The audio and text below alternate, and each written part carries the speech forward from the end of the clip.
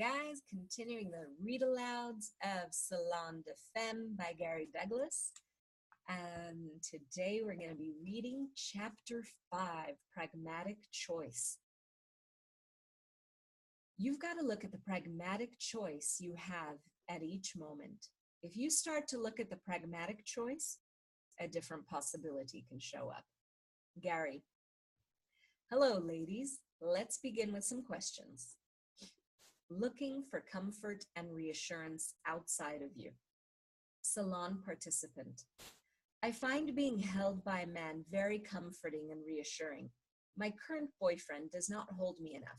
I oscillate between telling myself that it's my own silly need and I shouldn't impose on him to fulfill it, and feeling that being held provides me with a nurturing energy. Well, what's going on here, and what energy am I really after? Gary. What you're really after is the first thing you said. I find it comforting and reassuring.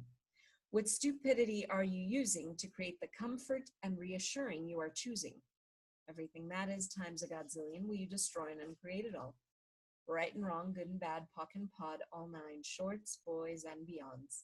If you're totally present as you totally have you, the comfort and the reassuring you get by being held is not a necessity. Unfortunately, that means you'll get a man who wants to hold you all the time, which would be really annoying.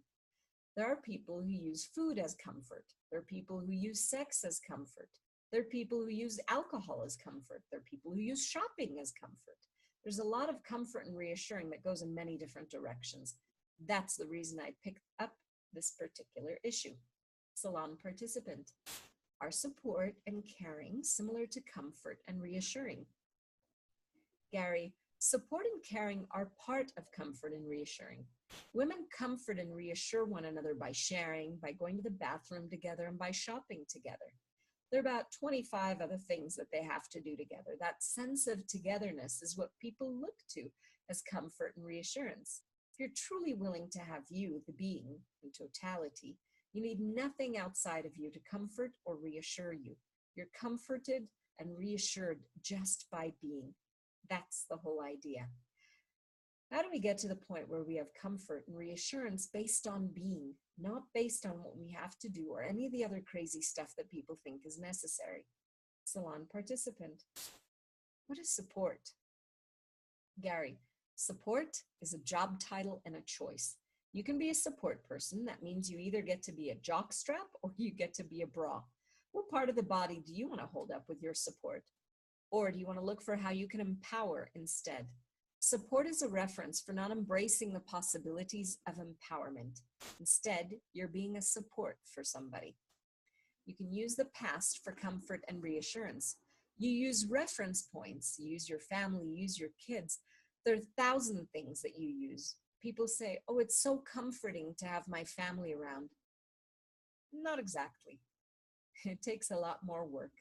You use work as comfort. There are people who are comforted by having too much to do. There are people who are comforted by their drugs.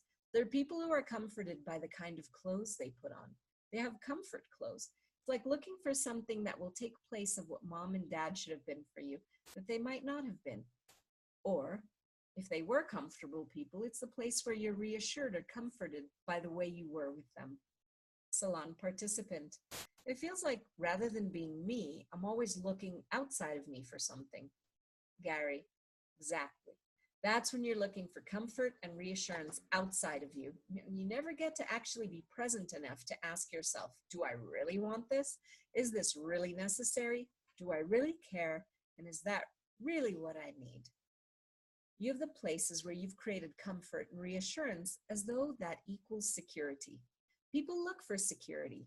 The idea that you have a solid place on which to stand rather than solidity of being, which allows you to stand anywhere and everywhere without a sense that you cannot be or cannot hold your position. Everybody is trying to create a position. This is a positional world. This is a positional world, and we're always trying to find where we belong, what we belong to, and who we belong to. So what is the appropriate thing to have? What is the appropriate thing to do?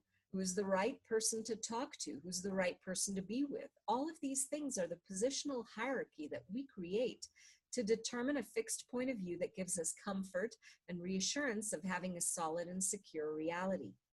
Comfort and reassurance are part of the certainty universe for creating a sense that you have a place in which you can be instead of being the space you are, which is where you are always you and you are never in need of changing. I was talking with someone the other day and he said, this woman is so amazing. It's like she is one person when she has kids, she's another person when she's with her parents, and she's another person when she's in class, she's another person when she's with me, and she's another person when she does processing. I said, yeah, welcome to the world. And he asked, what do you mean? And I said, she has to continually adjust herself because from her point of view, being who she is not enough. Salon participant. You talked about this stupidity of where we bring things back from the past. Is that related to the comfort zone? Gary, yes, you are always trying to bring back the sense of comfort you had at some earlier point. People ask, what about my past? What about my story? Those are things that recur in people's universes. The validity of the story, the right thing to do, the necessity of getting back their sense of self, the necessity of getting back their sense of me. What stupidity are you using to create the comfort and reassuring you are choosing? Everything that is times a godzillion will you destroy and uncreate it all. Right and wrong, good and bad, pock and pod, all nine shorts, boys, and beyonds. Salon participant. Are comfort and reassurance energies, or are they just ways of thinking? Gary, they are mostly ways of thinking because we've been taught that life is supposed to be about comfort and nurturance. If you ask the question, can this person provide the comfort, nurturance, or reassurance that I desire? You'll get a no. He cannot provide what you desire. He can only provide what he desires, and that's all he can see. You guys say, I want to be held and it will be so wonderful. But if you have a man who gets what holding is from your point of view, he's probably going to be a mangina, a man who's so sensitive that he cries every time you have sex. You're going to be saying, this is so boring, I want out of here. Quote unquote, that was really nice, darling. You're the only one who can see what is comforting and reassuring to you. You're the only one. No one else can see it. You have to find out whether the person you're asking to provide it can give it to you the way you desire it. If he doesn't provide it the way you desire it, there will be a tendency to go into judgment of the guy. The moment you go into judgment, you're killing the relationship. However, when he gives you 5 minutes of what you'd like, if you say, oh, that was really nice, darling, that made me feel so good, thank you, I'm so grateful, the next time you might get 6 minutes. And if after those 6 minutes, if you say, oh, that felt so wonderful, I love it when you hold me, you might get 7 minutes the next time. But if you go to, you just don't hold me enough, you're going to get 3 minutes from then on. You have to learn how to create a situation that encourages the guy rather than the complaint that kills the guy. If you want a stallion in the bedroom, you better not be a nag in the kitchen. If you start nagging the boy, you're going to have a gelding. You're cutting off his testicles every time you nag him. Nagging does not help men become erect. If you want a man to be erect, you're going to have to curb your tongue. Men suppress their sensitivity. Salon participant. Have men always been much more sensitive than women? Is it actually the opposite of what it seems? Gary, yes. Men have always been much more sensitive because they've had to suppress their sensitivity from day one. Women have been allowed to express theirs by screaming, yelling, crying, stomping their feet, or doing something else. Men have always had to depress their sensitivity. It doesn't make them any less sensitive. They get their feelings hurt just like women do. The difference is a woman will say, you hurt my feelings, and a man will go silent and withdraw. Salon participant. How does it work with women who suppress stuff? Gary, they end up becoming like men. They have the sensitivity, but they cannot express it. They cannot live with it, and they cannot do anything with it, so they tend to withdraw. If you're somebody who's sensitive and has not been allowed to be sensitive, you will withdraw every chance you get because you think that's the only way to protect yourself or others. You have to have allowance for you. What percentage of allowance do you have for you? Less than 10%? What percentage of allowance do you have for others? More than 50%? You have more than 50% of allowance for others and less than 10% for you. That's not your best choice, yet that's where all of us function from. Now, if we don't have allowance for us, how can we expect others to have allowance for us? How can we expect to get anything in life the way we would actually like to have it? What stupidity are you using to create the degrees of allowance you are choosing? Everything that is times a godzillion, will you destroy it and create it all? Right and wrong, good and bad, POC and POD, all nine, shorts, boys, and beyonds. Sharing is something you do with women because you find it comforting and reassuring to be able to talk things out. Men are not comforted or reassured by talking things out. They're traumatized by it. I would love to tell you that there are men out there who can talk to you about this. There aren't. That's not the way they're trained from the beginning. Salon participant. Well, are you saying that men function completely from looking for encouragement and that any comment that looks like it's not gratitude makes them withdraw? Gary, yeah, they withdraw and go away. This is something that's created in men from the time they were little boys. When I was a kid, I was told, you have to stand strong and you have to be quiet and you have to not cry. Not crying was considered like the most important thing about being a man. It was about not showing emotion and not being emotionally involved in anything. It's not changed that much. Men are far more delicate in their space of energetics of living than women are, because women have someone to share with, another woman. Women share their feelings. Women share what's going on for them. Women talk about things. Men never do. They don't say things like, my wife hurt my feelings last night. They never mention those things. They suck it up. What they learn to do in life for the most part is withdraw. That's what they're taught as little boys. Sometimes women say things like, you should just tell that man what to do. Well, that's not going to get you what you want. When people tell you that, are they your friend or your enemy? This is hard for women. Men assume everybody's an enemy until they prove that they're a friend. Women assume everybody's a friend until they prove they're an enemy. And even then, they can't believe it. Most men are taught that they're not allowed to have any sensitivity, and if they have any sensitivity, they must withdraw. However, there are some men who've been taught that they need to be sensitive. New age guys. Most of them cry on command in order to manipulate a result, just like women do. Women have learned that if you cry at the right moment, men will do what you want. So that's what you do. It's not a bad thing or a good thing. It's just the way it works. I would like you to get the pragmatics of how it works and not try to get the perfect relationship. There is no perfect relationship. There are relationships that work and relationships that don't work. There are relationships that will get better and relationships that won't. Be willing to look at how you can use things to get what you want. It's not about being positive. It's about being present without judgment. It is manipulation. And what's wrong with that? Isn't it sad that they didn't teach you this when you were 12? Wouldn't that have made your life easier? Confrontation doesn't work. All it does is require the other person to fight or surrender. When people surrender and become the servant or the slave, they go into resentment and you lose your relationship and you lose your connection. If they go into fight, they have to fight for the rightness of their point of view no matter what. That accomplishes little to nothing in life. What would you like to accomplish in your life with respect to relationship? Please try this stuff. It works. Copulation without judgment. Salon participant. What does copulation without judgment look like? Do our bodies know how to be no judgment on their own, or does our body consciousness judge our partner too? Gary, no, your body does not judge.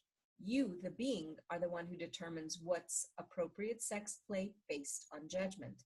So what stupidity are you using to create the sex play you are choosing? Everything that is times a godzillion, will you destroy and uncreate it all? right and wrong, good and bad, pock and pod, all nine, shorts, boys, and beyonds. Most of us do not do sex as sex play. Women tend to do sex in order to create a relationship. Men tend to do relationship in order to create sex, but nobody does sex for the play in it. If we did it for the play in it and had it as a joyful, playful thing, different possibilities could show up. Do any of you think sex is about romance, rose petals, and candles? Sex play can be just the fun of enjoying somebody's body. There's great pleasure in finding a place on a person's body that's so sensitive that it becomes more and more pre-orgasmic every time you touch it in the way that it demands, requires, and desires. You've probably never exposed yourself to recognizing your body's ability to speak to other people's bodies and to ask them, body, what would you like to experience? What would you like to have done that would create the most enjoyable, orgasmic sexual possibility you ever had? When I ask such a question, all of a sudden a thought goes off in some part of the other person's body, and I start to touch that. Should sexual excitement be from a place, or should it be a space? When it's from a space, you start to do what people's bodies desire, and you have no judgment. When you have no judgment, the place disintegrates and the space begins. Unfortunately, it doesn't work this way with a lot of people. What I would like to create with this call is more opportunities and possibilities for you and everybody you come in contact with.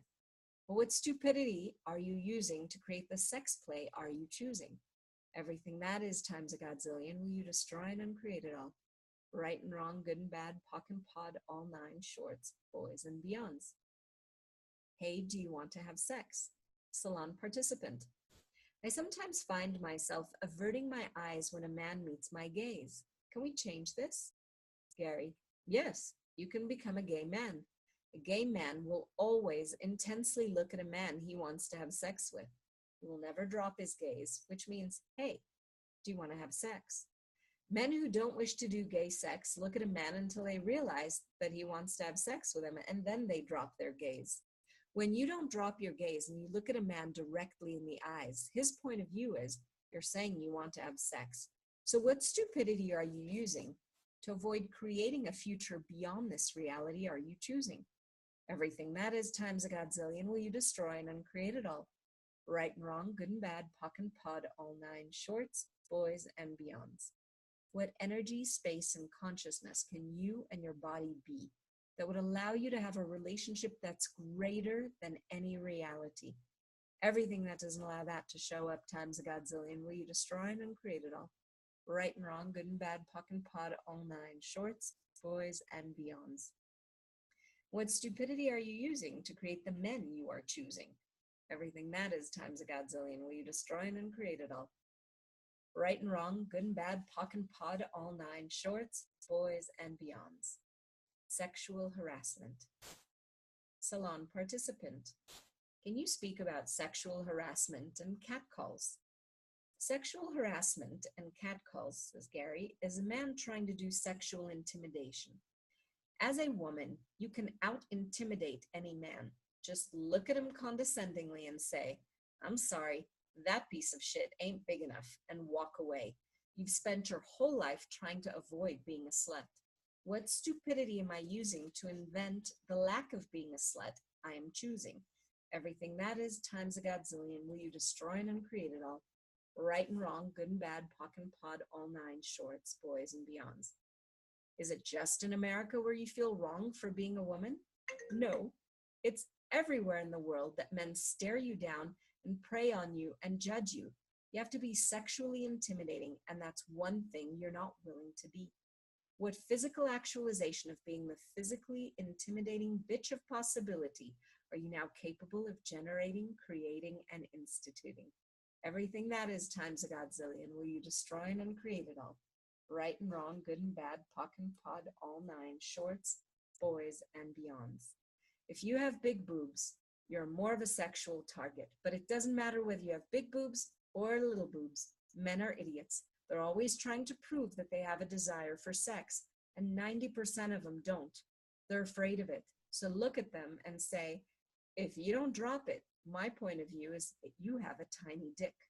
All they have to do is be willing to, all you have to do is be willing to be more intimidating than they're willing to be, and they will stop harassing you. Being pragmatic about the choices that you have. Salon participant, I have a question about a past lover. He does things to create a relationship with my son and me. And at the end of the day, he doesn't want sex. He just wants to go home. Yet I know he does want sex, and I'd like to have sex and not make it significant. Gary, this guy is trying to create a relationship and a family, not sex. Salon participant, exactly. I don't get that. Gary, he's a woman. He wants a relationship. Salon participant, I know, it's weird. He doesn't want sex. What's going on? Gary, he's trying to create a family situation. He doesn't have sex included in his picture of family and relationship, and that's where he's functioning from. The thing about the pragmatic choice, that's the thing about the pragmatic choice that you have. Every person comes from his or her own point of view. If you're pragmatic about the choices you have, you can ask, is this really where I want to go? Salon participant, so I'd make no attempt to get him out of functioning from that because that's his choice and what he's after.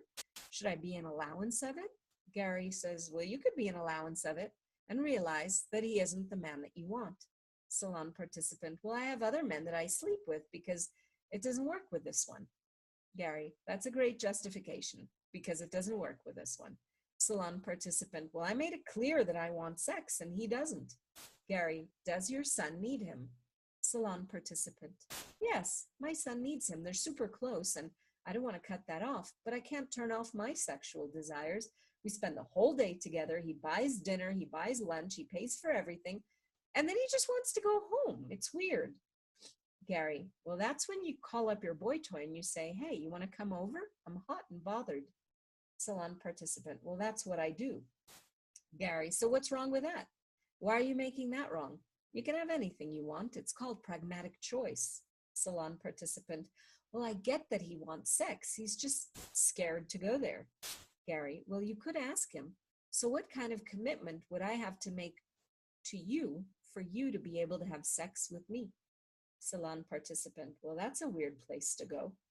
Gary, if you want to have sex with this guy, that's what you're going to have to choose. That's a pragmatic solution.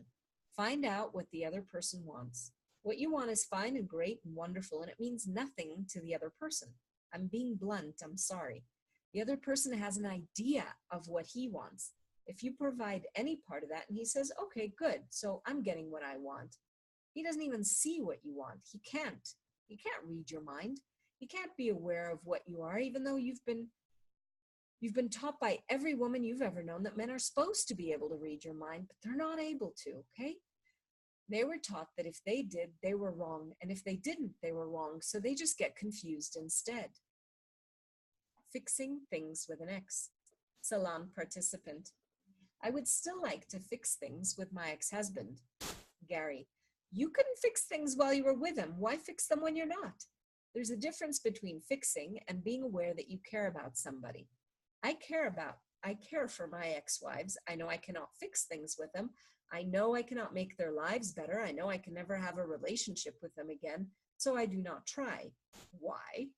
Because it is not pragmatically capable of being accomplished. What stupidity are you using to create the fixing of men you are choosing? Everything that is times a godzillion will you destroy and uncreate it all. Right and wrong, good and bad, pock and pod, all nine, shorts, boys, and beyonds. This is a common flaw in the female of the species, the idea that they can fix a man and then he'll be fine. You don't pick a man for his fixability. You pick him for what he can fix for you. That's the job he's been given his whole life. Mommy will love you if you fix this for me. This is how he's been entrained to this reality. Don't look at how you can take a man and fix him. And find a man who can fix things for you, not fix you. There is nothing broken about you. And unfortunately, I see women who tend not to choose fix-it men. They choose a man who will fix them, and then they get pissed at him. If you pick a humanoid male and decide he needs fixing, he's going to do whatever he needs to do to prove to you that he doesn't. And you're going to do whatever you need to do to prove to you that he does. So what stupidity are you using to create the fixable man you are choosing? Everything that is times a godzillion will you destroy and uncreate it all. Right and wrong, good and bad, pock and pod, all nine shorts, boys and beyonds. Allowance. Salon participant. In my current relationship, I'm not hearing thank you or sensing any appreciation from my partner for the little things I do for him, such as buying a small gift or doing everyday chores to help our household run more smoothly. It's beginning to irritate me. Am I just not in a state of allowance? Gary, the state of allowance. I think that's next to Arkansas, isn't it? Salon participant. How can I have less irritation around this? Gary, by recognizing what allowance really is. So what stupidity are you using to create the degrees of allowance you are choosing? Everything that is times a godzillion will you destroy and uncreate it all. Right and wrong, good and bad, pock and pod, all nine shorts, boys and beyonds. Salon participant. In a relationship, how can I tell when I'm divorcing parts of me versus when I'm in resistance to what a man says or what he's asking of me?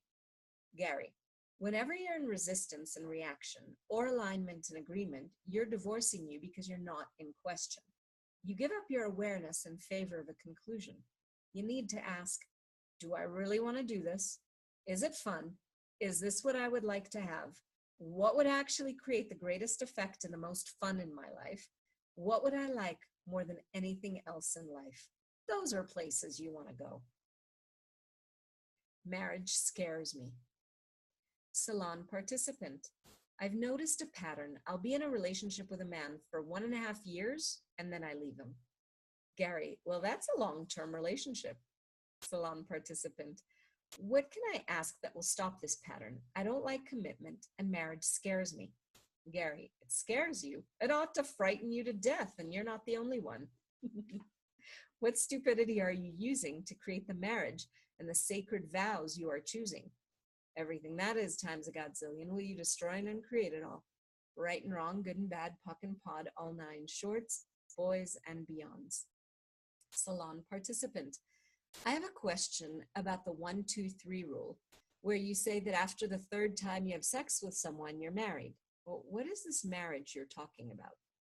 Gary, after the first time you have sex, you tend to say, oh, that was fun, see you later. After the second time, you say, oh, let's do that again. After the third time, you go into being married. Marriage is a place in which you've made a commitment. You think that if you sleep with a man 3 times, you've made a commitment. You don't even know what you're committed to because you don't ask him exactly, what are you going to expect of me? And exactly, what would you like this relationship to look like? And what would you like to have next? Salon participant, could that commitment look like anything if you're asking questions? Gary, yes. Ask him, what would you like to do next? You might also ask of yourself, does he expect something of me? You don't expect anything of him because you're not looking for a normal relationship. You want to be a shag master. You've already had the 2.5 kids. You don't want to do that again, but that doesn't mean that the man doesn't have that kind of expectation. There are a lot of men who have the expectation that they have to find the right person for their genetic material for the family that they're supposed to have. It's insane. Relationship with a man who's bipolar. Salon participant. I'm in a relationship with a sweet man who's bipolar.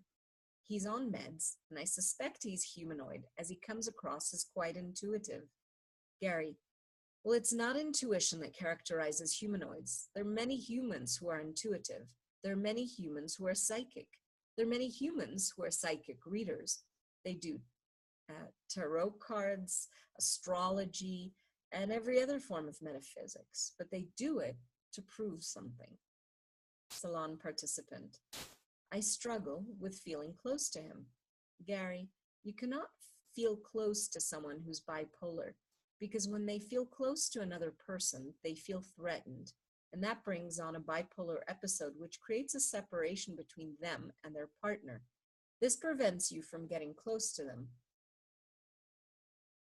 It's a result of how they see the world and the way they'd like it to be. Salon participant. I have a hard time getting where he's coming from. In past relationships, I've been more able to get where my partner's coming from. Gary, coming to conclusion about where someone is coming from and being present with where he is are two different universes. Salon participant. I want to connect with him. I want a working relationship. What do I need to do? Gary, that's not possible with someone who's bipolar. People who are bipolar create a positive world that's based on nothing but positive polarity. Then they create a negative world that's based on nothing but negative polarity. They try to avoid one and choose the other, and they can't. Do you really need to be that close, or can you enjoy the parts of him that you enjoy? You could just enjoy the man you're with. It's hard for individuals who are bipolar or who have Asperger's or autism to have a sense of ease in connecting with other people and being close to them. They create a separation because it's the only way they can maintain the space that they're in without worrying about it being shattered by somebody else's needs, requires, or desires. That's just where they function from. Being a parent. Salon participant. I'm getting that being a parent is part of the security thing where I'm looking outside of myself for the security I would like to have. Gary, when you become a parent, you're committed to your children for their entire lifetime. They're not committed to you. They will never commit to you if you're lucky. But if you want to be committed to them, but they want you to be committed to them because that's your job. It's also about comfort and reassurance. What stupidity are you using to create the security you are choosing? Everything that is times a godzillion, will you destroy and uncreate it all? Right, wrong, good, bad, all nine, pock, pod, shorts, boys, and beyonds. Salon participant. I have a child who has special needs. I've been told that certain types of things will be helpful to him.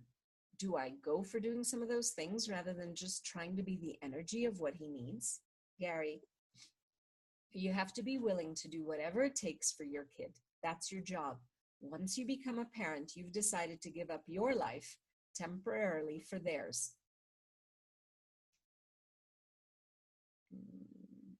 In order to secure their life, you will give up part of yours, and that's the pragmatic thing. Now, what choices do you have here? You really have a choice to not take care of your kid? No, you made a choice. You had a child. So now it's, how is this going to be fun? And how do I create my life while taking care of him?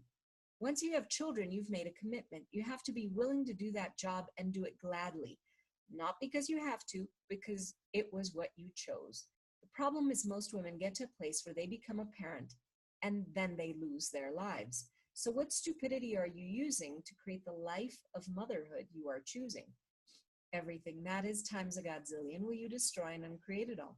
Right and wrong, good and bad, pock and pod, all nine, shorts, boys, and beyonds. And when you choose not to be a mother, you judge yourself for not having chosen it. So you're damned if you do, and damned if you don't. Salon participant. Is the job of taking care of kids different for men and women? Gary, men have been taught that their job is to go out and earn money and pay for the kids. Women have been taught that their job is to nurture the kids, take care of them, change their diapers, and do all the work. Is that anything you've ever really wanted to do? Nope. As a humanoid woman, you would rather go out and conquer the world. You ended up being the breadwinner and teaching your kids to take care of themselves. Salon participant. Well, their father is refusing to take care of them or be the breadwinner. Gary, he's never going to do that. You chose him for the fact that he was going to go away, and your kids chose him because he was going to go away. The girls wanted to know that they didn't need to have a man if they didn't want to. And they found out how to take care of themselves, whether you have a man or not. You taught them that. What's wrong with giving your mom what she desires? Salon participant. What occurs when you have a parent who requires nurturing, and if she doesn't get it from you, she drives you nuts? Gary, what's wrong with giving it? What would it look like if you did give it? What is it that she's requiring of you? Is it that big of a deal? You have to be in the question of, Mom, what can I do for you that lets you know how much I care about you? 90% of the time when parents say they need nurturance or caring, they just want you to tell them that you love them. Parents like to know that they're being loved. Salon participant. It seems like she wants me to fight with her. Gary, well, some people consider that comforting, but if you fight with her, fight with no point of view, and then you won't walk away upset. He'll say, wow, that was so funny. My sister likes to fight. So when I want her to know that I care for her and I love her, I call her and I say, those damn teabaggers. My sister hates them. So I rev her up for 20 or 30 minutes and she says, gosh, it was so much fun talking to you. And I say, cool, thanks, sis. I don't give a damn about them. But it's amusing to me to call them teabaggers because she doesn't know what teabagging is. For you ladies who don't know either, teabagging is putting the man's testicles in your mouth and sucking on them lightly and gently. Salon participant. What are the basic, commonly shared characteristics that we humanoid women share or seek in a relationship? The attitude of gratitude. Salon participant. I have immense gratitude for nature and animals. However, I struggle in being grateful for people who care most for me, including my family and my boyfriend. What is so different about having gratitude in a relationship with people than with nature and animals? Does it have to do with animals and nature not judging? What is possible regarding having more gratitude for my own human species? Gary, don't bother. It's okay to not have gratitude for them.